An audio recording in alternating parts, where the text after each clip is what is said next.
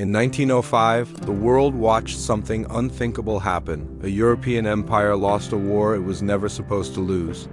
This story is about a war most textbooks rush past, yet it quietly shaped the modern world. It changed how wars were fought, how empires saw themselves, and who the world believed could hold power. Its effects stretched from Europe to Asia and far into the future. By the end of this story, it becomes clear why World War I, World War II in Asia, and even modern Russia cannot be understood without this moment. And once that connection is seen, history looks very different. At the start of the 20th century, there was an unspoken rule the world believed in. European powers did not lose wars to non-European nations. Empires could fight each other, but the balance of power always stayed within Europe. This belief felt permanent, backed by centuries of conquest, technology, and control. Then Japan defeated Russia. The Russo-Japanese War did not seem important at first. It was fought far from Europe's great capitals. The battles happened in frozen ports, distant seas, and unfamiliar land most people could not find on a map. Newspapers covered it briefly, then moved on. But when the war ended in 1905, something fundamental had changed. For the first time in modern history, an Asian nation had defeated a major European empire in a full-scale war. This was not an accident, it was not luck, it was not one surprise battle. Japan had planned, prepared, and executed better than Russia, and the world was forced to notice. The question that shocked observers was simple: how did this happen? Japan had transformed itself faster than anyone expected. Only a few decades earlier, it had lived mostly closed off from the world. But after opening its ports, Japan studied Western powers carefully. It sent students abroad. It hired foreign advisors. It copied ship designs, military training systems, and industrial methods, then it improved them. While many European leaders dismissed Japan as a nation pretending to be modern, Japan was learning faster than its teachers. Russia relied on size and reputation. It had a massive empire, millions of soldiers, and confidence built on history. Its leaders believed Japan would back down or collapse quickly. They believed distance alone would protect them. The war began over influence in Korea and Manchuria. Russian forces were spread thin and poorly supplied. Japan moved quickly, using shorter supply lines and better coordination. Battles on land revealed deep Russian weaknesses. Commanders argued, orders arrived late. Soldiers lacked food, equipment, and morale. Then came the moment that changed everything. Russia sent its Baltic fleet halfway around the world to face Japan. The journey took months. Ships broke down, crews grew exhausted. When the fleet finally reached East Asia, it met Japan's navy at the Battle of Tsushima. The battle was over in hours. Japan's ships moved faster, fired more accurately, and communicated better. The Russian fleet was destroyed almost completely. It was one of the most decisive naval defeats in history. The message was impossible to ignore. Japan had not survived. Japan had dominated. The shock did not stay on the battlefield. It spread through newspapers, classrooms, and government offices around the world. In Europe, headlines struggled to explain what had just happened. Many reports treated the defeat as a strange accident, something temporary or misleading. Military leaders debated the outcome in closed rooms. Some blamed bad weather. Others blamed poor leadership. Very few admitted the truth. The old assumptions had failed. Military academies studied the battles, then quietly dismissed the lessons. Japan was labeled an exception, not a warning. The idea that a non-European nation could fully master modern warfare felt uncomfortable, so it was pushed aside. Outside Europe, the reaction was very different. In India, China, Southeast Asia, and parts of Africa, educated elites followed the war closely. Students passed articles hand to hand.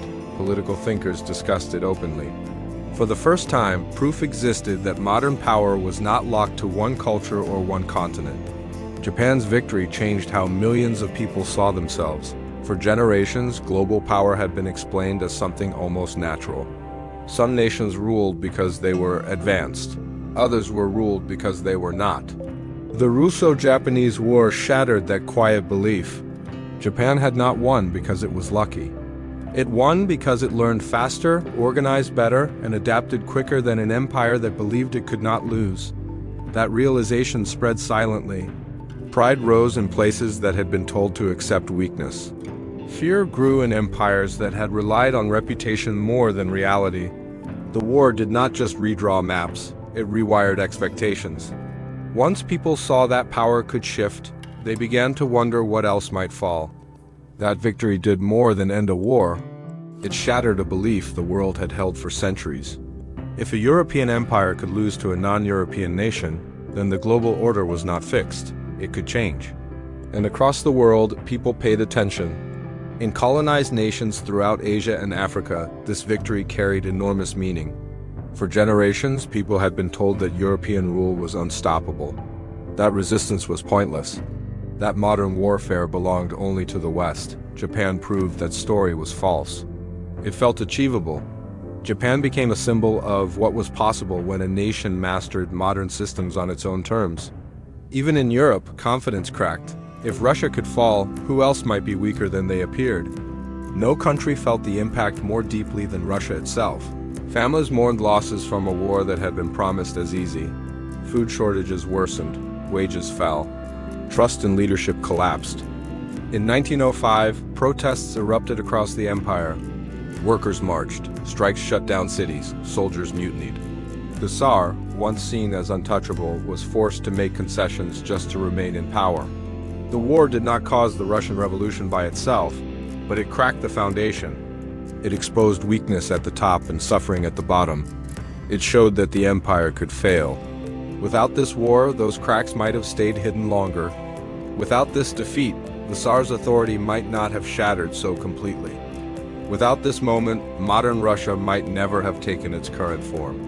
But the consequences did not stop with politics. Soldiers dug trenches to survive machine gun fire. Long-range artillery dominated the battlefield. Charging across open ground led to devastating losses. At sea, speed, communication, and range mattered more than sheer size. This was not old warfare. This was the blueprint for the 20th century. Observers watched closely. Reports were written. Lessons were available for anyone willing to learn. Less than 10 years later, World War I began. Generals sent soldiers charging into machine guns. They underestimated artillery. They believed courage could overcome technology. Millions died because the future had already been shown and no one wanted to accept it. Victory transformed Japan's position in the world. It gained territory, influence, and recognition as a global power. But success also changed its mindset. Confidence turned into certainty. Certainty turned into ambition. It saw itself as equal to Western empires, deserving of its own sphere of control. Over time, this belief hardened into militarism. This path did not lead instantly to World War II, but it pointed directly toward it. The balance of power in East Asia shifted. Relationships between Japan, China, Russia, and Western powers grew tense. Old hierarchies collapsed. New rivalries formed. The Russo-Japanese War is forgotten not because it was small, but because it was inconvenient.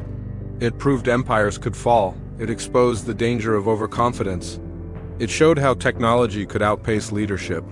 It predicted the disasters of the 20th century before they arrived. This war broke the old world order quietly, without grand speeches or global celebrations. And once it did, history could never return to what it was. The modern world did not begin with World War I. It began earlier, in 1905, when the impossible happened and the world learned. Too late, that power was no longer guaranteed. If this story changed how history looks, hit like so more people see it. Subscribe for deep stories the textbooks rush past. And share this video with someone who thinks they already know how the modern world began.